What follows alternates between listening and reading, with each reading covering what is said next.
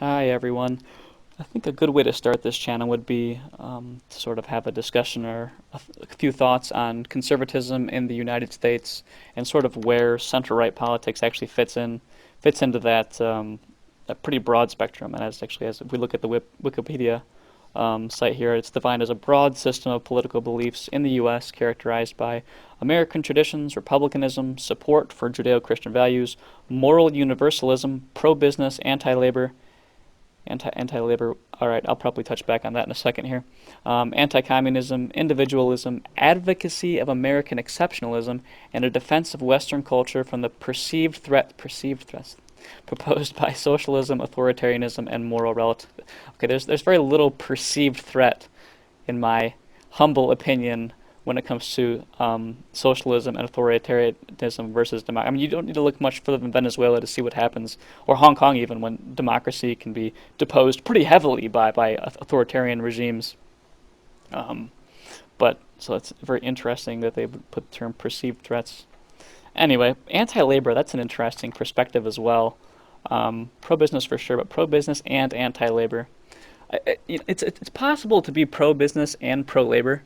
I mean, honestly, when it comes to the Commerce Committee, which are largely conservative components of our legislature, they're very pro-labor. They're pro-cheap labor, though, unfortunately. So that small immigrant labor, and you'll find a lot of articles like that from big businesses. They're sort of supporting this immigration because they support the cheap labor.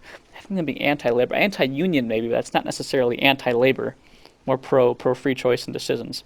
Interesting phrase to put in there. What's the source on that? Uh, Peterson Institute for International Economics. Haven't heard of them. Back in 2000. Okay, a bit older of a reference, but that's okay. Um, so that's actually a pretty nice title, pretty nice summary with some, I guess, probably debatable definitions at least. But if we jump into the ideology and political philosophy, conservatives have been heavily influenced by libertarian true, Milton Friedman definitely.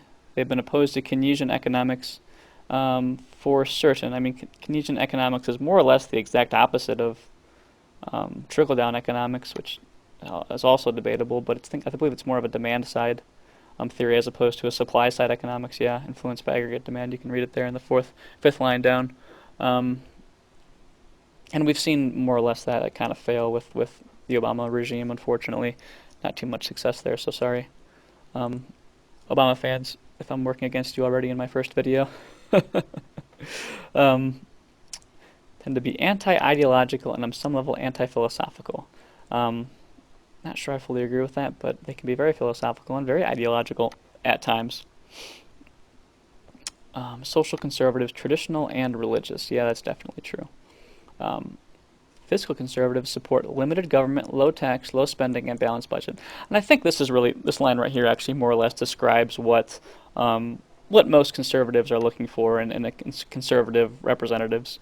I mean, I think when you think of someone as a conservative, you generally think of them as someone who supports limited government, low taxes, low spending, and a balanced budget. And unfortunately, these um, first two you can probably find. Well, actually, really, you might only get low taxes, unfortunately, from this administration, because low spending and balanced budget are really not in anyone in our federal legislatures or federal representatives platform right now. You see a lot of spending, even under the Trump administration, especially under the current and previous administrations. A lot of spending and definitely no balanced budget. I think there's actually uh, a spending amendment going on right now.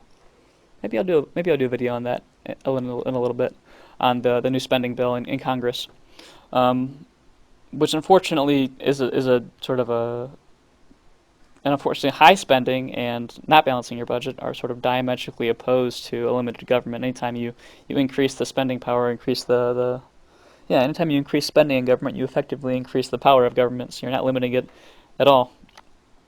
But they're still the party of low taxes. They did pass the Trump's tax cuts, which did lower my taxes, so that's always a plus. Um, they argue low taxes produce more. I don't know if they argue specifically low taxes produce more jobs. I mean, definitely freeing up capital and putting it in the hands of workers through taxes produces more jobs. But um, I don't know if it's low taxes specifically. Um, Unnecessary taxation is unjust taxation. That's a nice quote. I haven't heard that before. Grover Cleveland, huh? A recent movement against the inheritance tax, such as the death tax. Well, death taxes are generally. What is your? What is a death tax, right? A death tax would be a tax on transfer of estate of a deceased person. Well, the estate of a deceased person has almost certainly already been taxed. I can tell you their house has been taxed almost every year. Their income was certainly taxed when it was received. Same thing with most of their investments were probably taxed as well. So why would you tax them again, at very least a second time on that money? Um, it doesn't really seem very fair. It is unfair, which is why most conservative folks are against it. Fiscal conservatives often argue that competition in the free market is more effective than the regulation of industry. Well, I believe we refer to it as Adam Smith's invisible hand, if I'm not mistaken, that essentially means that the free market supply and demand, when freely given, essentially allow for the most efficient use of money, capital or money, and that's been proven fairly successful. Some exceptions in the case of trusts or monopolies. Yes, if you give an individual company control over either supply or demand, then they will definitely abuse that. I mean, that's because essentially the invisible hand is more or less driven by human greed, giving people absolute control over either parts of the market will definitely be prone to abuse. So that's why I think they say limited government, not necessarily no government. Um, as you move further and further to the right, you get more and more libertarian, where there's no government, less and less government, and you eventually lead yourself to sort of anarchy, or I guess extremist libertarians, which are more or less no government at all, minus maybe some minor military protection, which of course would be necessary in just about any modern country. More moderate fiscal conservatives argue that free market economics is the most efficient way to promote economic growth. I can agree with that. Yeah, this website definitely at least has descriptions of conservatives, unlike the center right page. Um, Except some social spending programs not specifically delineated in the Constitution. I think there you're really in the really in the centrist area, if not, I don't know if that's even center right, probably center left. I think that most Republicans agree on some sort of welfare. I think that what they're describing here is a social spending programs. I think that a welfare for work or work for welfare is probably the most popular form of that in the conservative or center right politics. But some fiscal conservatives view wider social liberalism as an impetus for increasing spending on these programs. That's true. I mean, you have the slippery slope concern that comes up more than once in these conversations, right?